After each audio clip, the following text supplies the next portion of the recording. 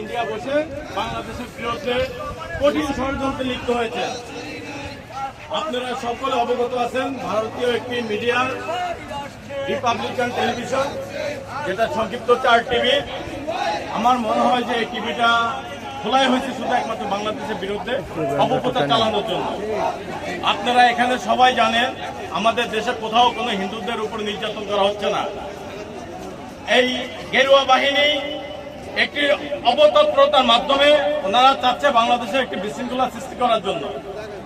বাংলাদেশ একটি সাম্প্রদায়িক দেশ, এই দেশে কোনো বিশৃঙ্খলা সৃষ্টি করার কোনো সুযোগ নেই। মাঝে মধ্যে আমার সাথে বিভিন্ন হিন্দু সম্প্রদায়ের লোকদের সাথে কথা হয়, আমি তাদেরকে জিজ্ঞেস করি যে আপনাদেরকে কেউ কোথাও কোনো কিছু বলেছে কিনা, বলে যে না আমরা শান্তিতে আছি, ভালো আছি। তাহলে যে ইন্ডিয়াতে যে এই সকল অপপ্রচারগুলি চালাচ্ছে, তো ওরা